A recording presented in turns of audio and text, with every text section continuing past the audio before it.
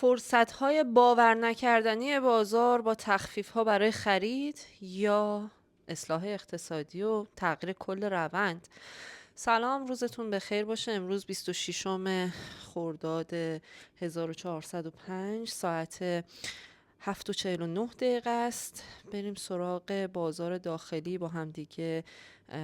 طلا، صندوق طلا و سهام فزر به اضافه سکه، نقره و دلار و همینطور شاخص بورس رو بررسی کنیم و ببینیم که امروز چه شرایطی رو داریم. خب اگر که دیروز رو همراه من بوده باشی و تحلیل دیروز رو دیده باشی، شده اون چیزی که راجبش صحبت کردم و گفتم که ما منتظر هستیم پایین تر بیاد. حتی دیروز گفتم یک پله خرید تو انجام بده، آمادگی هم داشته باش که خود طلا تا 15,800 الی 15,400 پایین بیاد. خب 16,240,000 تومان حداقل رو چارت، فکر نمی کنم تو بازار از این پایین تر بوده باشه. الان RSIش که رسیده به منطقه اشباع فروش، کاری به این ندارم، هنوز بازار دست فروشنده ها میتونه باشه و اگر تا دیروز هم نخریدی، اگر تا الان نخریدی، فرصت ها بسیار داره جذاب میشه، بسیار داره خریدنی میشه این نواحی. من بعید میدونم که ما عدد و رقم 13,400,500 رو اصلا ببینیم. من این سطح از قبل دارم، دست نخوردم هست، به لحاظ تکنیکالی نشدنی نیست، به لحاظ واقعیت بازار به نظرم نشدنیه و به هر حال امروز ممکنه که ما طلا رو حتی تا 15,400 ببینیم، یعنی آمادگیشو داشته باش که بتونی فرصت خرید رو استفاده بکنی. دوستان عزیز، این که من تکرار میکنم هر بار که داره میاد پایین فرصت خریده و اگر نخریدی فرصت ها رو از دست نده. شما طلا بخری تو جیب من که نمیره طبیعتاً. علتش اینه که واقعیت اقتصاد کشور ما تغییری نکرده. حتی اگر که این تفاهم نامه 60 روزه به توافق 100% و قطعی برسه، واقعیت اقتصادی مملکت ما تغییر نکرده. آیا تورم تغییر کرده؟ آیا شما چیزی رو در بازار متفاوت میبینید تو این یکی دو روزه؟ اگر میگی قیمت ها بعدن روی بازار خودشون نشون میده، نه، روی سری چیزا همون لحظه، رو تکنولوژی باید همون لحظه خودشون نشون بده. و ضمن این که هنوز هم نگرانی ها وجود داره، هنوز هم هیچ چیزی عوض نشده، تورم ما حداقل تغییری نکرده و با هزار تا تفاهم دیگه هم تورم ما تغییری نمیکنه. پس طلا، دلار برای ما کالای ضد تورم به حساب میاد، برای ما باهاش سود نمی کنیم رسما، چون قدرت خریدمون افزایش پیدا نمیکنه با بالا رفتن قیمتشون، فقط ارزش سرمایه‌مون حفظ میشه. پس برای اینکه ارزش سرمایه‌ت از دست نره، اینجاها بخر. امیدوارم جزو اون دسته از افرادی باشید که اصلا اهل DCA خریدن باشید و این قیمت ها و هر قیمت دیگه‌ای براتون فرقی نکنه. اما اگر نخریدی هم اینجا یه پله بعدی رو بذار حوالی 15,400. بعید میدونم پایین تر از اون بیاد، ولی اگر قرار باشه پایین تر بیاد، پله بعدیمون حوالی 13,000,000 13,700,800 خواهد بود. من بعید میدونم و از همین جاها به نظرم شروع میکنه برگشتش رو حتی. و اما بریم سراغ عیار، صندوق طلای عیار. صندوق طلای عیار خودش رو خوب نگه داشته و نزول اساسی نداشته. دیروز حتی کندرش سبز بسته شده، اما همچنان میگم اگر نخریدی و قصدت خرید هست، یه پله اینجاها بخر. اگر قبلا خریدی، صبر کن، پله بعدیت رو حوالی 416 تومن خرید کن و بعدیش رو حوالی 372 تومن. بعیده تا 372 تومن پایین بیادا، دارم میگم بعیده، نواحی حمایتیشه. 416 تومن جای بهتری حتی ممکنه باشه. و عرضم به حضورتون بریم سراغ فزر، سهام معدن طلا.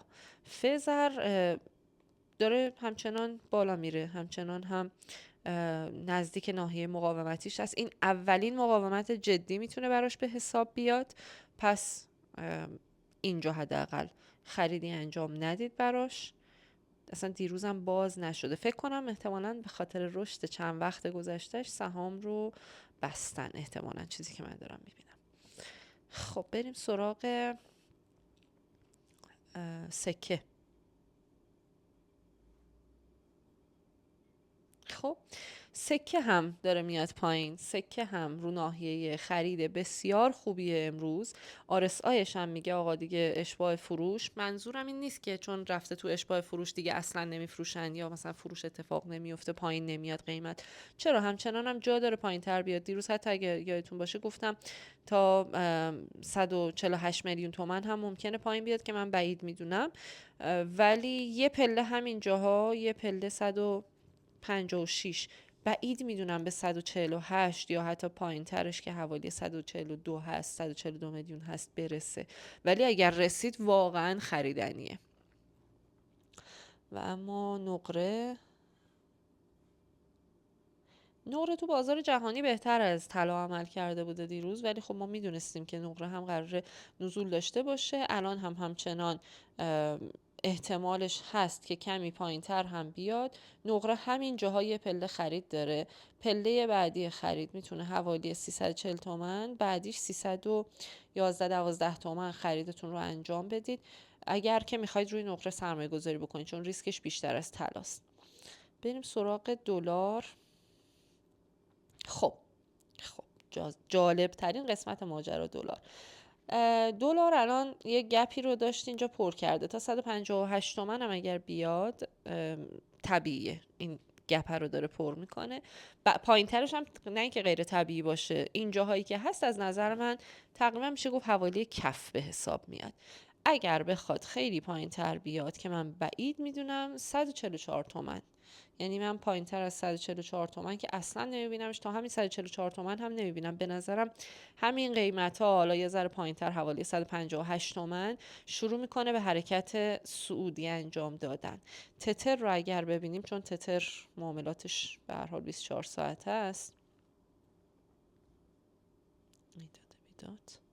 خب بله، تتر از 158 تومن دقیق، از 158 تومن یک کندل برگشتی رو شروع کرده. حالا اینکه حجمش خوبه یا نه واقعا نمیدونیم، الان چک میکنیم با هم دیگه که آیا حجم داره. تازه شروع شده دیگه کندلش و به نظر من تتری برگشتی رو میده، احتمالاً حالا بیاد تا حوالی 166 تومن، نهایتاً 170 تومن و بعد ممکنه یک دوره دیگه یه پایین تا 154 تومن ما ازش ببینیم، ولی این دیگه نهایتشه. یعنی من واقعا منتظر اعداد ارقام پایین تری مثلا 144 تومن اینطوری ها نیستم. فکرم نمی کنم به اونجاها برسه. از همین حوالی اگر که کامل بر نگرده بالا نهایتا 154 تومن رو خواهد دید. بنابراین اگر قصدت خرید دلار هست امروز یه پله بخر، هیچ ایرادی نداره. ته تهش دارم میگم یه پله، ته تهش اینه که پایین تر میاد، شما کل نقدینگی تو خرید نکردی و نقدینگی نگه داشتی برای پایین ترش. و شاخص کل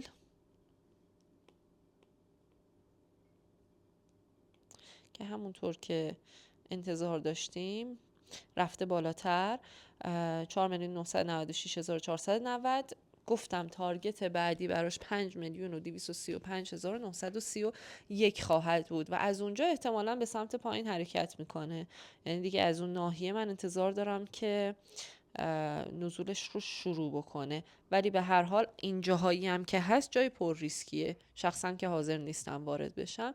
شما هم اگه دارید وارد میشید خیلی مراقب باشید. به هر حال سیو سود ریسک فری یادتون نره برای سهام هایی که دارید و فراموش نکنید اینا همه تحلیل و دیدگاه من از بازار داخلی هست، ممکنه که خطا داشته باشه، سیگنال خرید و فروش هم نیست. خوشحال میشم نظراتتون رو کامنت کنید. اگر ویدیو براتون مفید بوده لایک یادتون نره. امیدوارم که روز پرسودی داشته باشید.